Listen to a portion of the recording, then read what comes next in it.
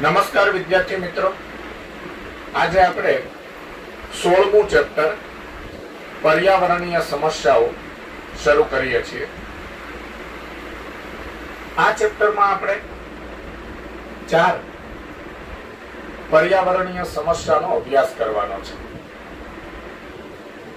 એક પ્રદૂષણ, બીજી ગ્રીન હાઉસ અસર, ત્રીજી ઓઝોન અવક્ષય એટલે કે ઓઝોન સ્તરનું વિઘટન અને ચોથી વન વિનાશ. આ 4 પર્યાવરણીય સમસ્યાઓનો અભ્યાસ આપણે આ ચેપ્ટરમાં કરવાનો છે. તો સૌ પહેલા આપણે પ્રદૂષણની સમસ્યાની ચર્ચા શરૂ કરીએ છીએ. તો તેમાં પહેલો સવાલ છે, પ્રદૂષણ વિશે સામાન્ય માહિતી આપો. તો તેમાં આપણે પ્રદૂષણની વ્યાખ્યા જોવાની છે અને પ્રદૂષણના નિયંત્રણ માટેના કાયદાની વાત કરીશું. અને પહેલા એ ચર્ચા કરી લઈએ કે શા માટે આવી પર્યાવરણીય સમસ્યાઓ આજે વધતી જાય છે. તો તેની વાત કરીએ તો છેલ્લા 100 વર્ષમાં માનવ વસ્તીમાં ખૂબ વધારો થયો. માનવ વસ્તીમાં ખૂબ વધારો થયો એટલે ખોરાક, પાણી, ઘર, વીજળી, રસ્તા, વાહનો અને બીજી અસંખ્ય ચીજ વસ્તુઓની માંગમાં પણ વધારો થયો અને પરિણામે હવા, પાણી અને જમીનના પ્રદૂષણમાં વધારો થયો. તો આ પ્રદૂષણની સમસ્યામાં પ્રદૂષણની સમસ્યાના અભ્યાસમાં પહેલા આપણે પ્રદૂષણની વ્યાખ્યા જોઈએ. પ્રદૂષણ એટલે શું? તો હવા, ભૂમિ, પાણી કે જમીનની ભૌતિક, રાસાયણિક કે જૈવિક લાક્ષણિકતાઓમાં થતો કોઈ પણ અનિચ્છનીય ફેરફાર એટલે પ્રદૂષણ. આપણે આ ચેપ્ટરમાં આગળ તો વાત કરીશું, પણ અત્યારે ચર્ચા કરીએ કે તળાવ, સરોવર, નદી એ આપણા જળ સ્ત્રોત છે. તો તેમાં ગટરના ગંદા પાણી, ઉદ્યોગો, ફેક્ટરીઓના ગંદા પાણી ઉમેરાય છે એટલે તેનું પ્રદૂષણ થઈ રહ્યું છે. પાણી ગંદુ થઈ રહ્યું છે. જમીન પર રોજ કેટલોય કચરો ઉમેરાય છે, તેના કારણે જમીનનું પ્રદૂષણ થઈ રહ્યું છે. ઉદ્યોગોના અને વાહનોના ધુમાડાને કારણે હવાનું પ્રદૂષણ થઈ રહ્યું છે. ખેતરની ફળદ્રુપ જમીન એટલે કે ભૂમિ, તેમાં પણ પાકનું ઉત્પાદન વધારવા માટે રાસાયણિક ખાતરો, રાસાયણિક જંતુનાશક દવાઓ વગેરેનો વપરાશ વધી રહ્યો છે એટલે ભૂમિનું પણ પ્રદૂષણ થઈ રહ્યું છે. તો હવા, ભૂમિ, પાણી કે જમીનની ભૌતિક, રાસાયણિક કે જૈવિક લાક્ષણિકતાઓમાં થતો કોઈ પણ અનિચ્છનીય ફેરફાર એટલે પ્રદૂષણ.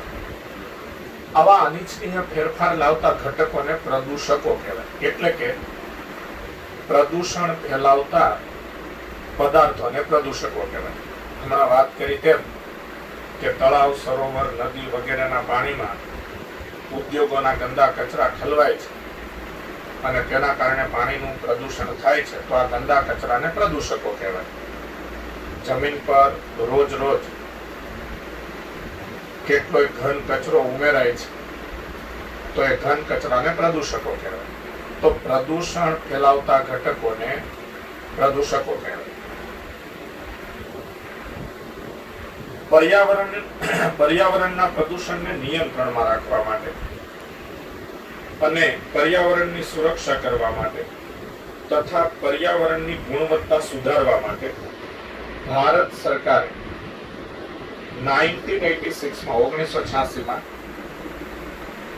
આ ઈસવીસન ખાસ યાદ રાખવાની, પર્યાવરણ સંરક્ષણ અધિનિયમ એન્વાયરમેન્ટ પ્રોટેક્શન એક્ટ 1986 પસાર કર્યો છે. એટલે કે ભારત સરકારે 1986માં પર્યાવરણના પ્રદૂષણનું નિયંત્રણ કરવા માટે, પર્યાવરણની સુરક્ષા માટે અને પર્યાવરણની ગુણવત્તા સુધારવા માટે કાયદો દાખલ કરેલો છે. તે કાયદાનું નામ છે એન્વાયરમેન્ટ પ્રોટેક્શન એક્ટ 1986. તો અહીં એક એમસીક્યુ મળે છે કે ભારત સરકારે પર્યાવરણના પ્રદૂષણનું નિયંત્રણ કરવા માટે નો કાયદો કઈ સાલમાં દાખલ કર્યો, કઈ સાલમાં પસાર કર્યો? તો ભારત સરકારે પર્યાવરણના પ્રદૂષણનું નિયંત્રણ કરવા માટેનો કાયદો 1986માં દાખલ કર્યો. તો આપણે પ્રદૂષણ વિશેની આ સામાન્ય માહિતી પૂરી કરી. રિપીટ કરું, પ્રદૂષણ એટલે હવા, ભૂમિ, પાણી કે જમીનની ભૌતિક, રાસાયણિક કે જૈવિક લાક્ષણિકતાઓમાં થતો કોઈ પણ અનિચ્છનીય ફેરફાર. આવા અનિચ્છનીય ફેરફાર લાવતા ઘટકોને પ્રદૂષકો કહેવાય. ભારત સરકારે 1986માં એન્વાયરમેન્ટ પ્રોટેક્શન એક્ટ 1986 પસાર કર્યો. આ કાયદા હેઠળ હવા, પાણી અને જમીન ના પ્રદૂષણનું નિયંત્રણ કરવામાં આવે છે.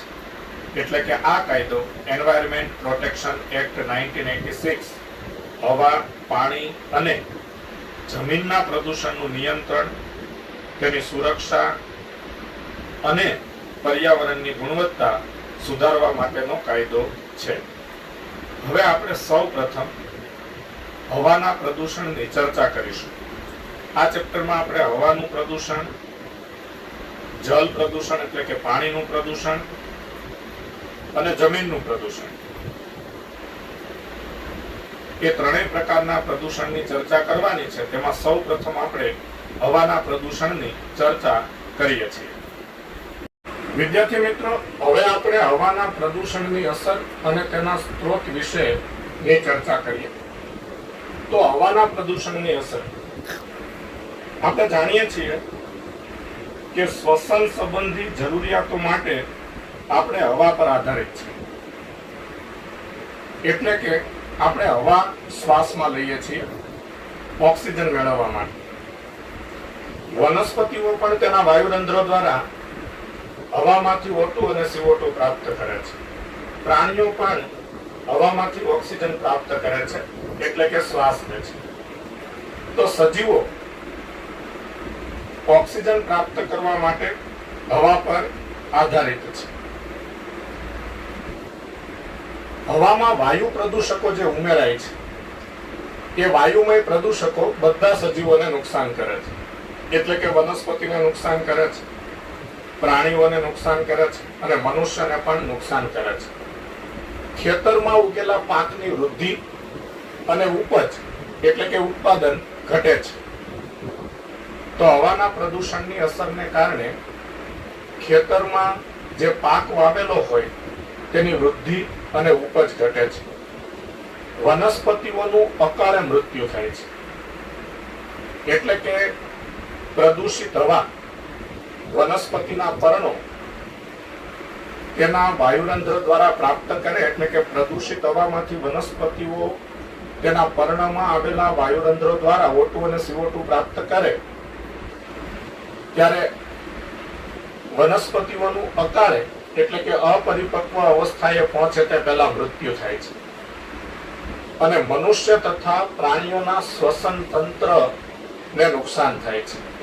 એટલે પ્રદૂષિત હવા આપણા શ્વાસમાં જાય તેના કારણે આપણા શ્વસન તંત્રને નુકસાન થાય, શ્વસન તંત્રને લગતા કેટલાક રોગ થાય. તો આ હવાના પ્રદૂષણની અસર છે. રિપીટ કરીએ, વાયુ પ્રદૂષકો બધા સજીવોને નુકસાન કરે છે.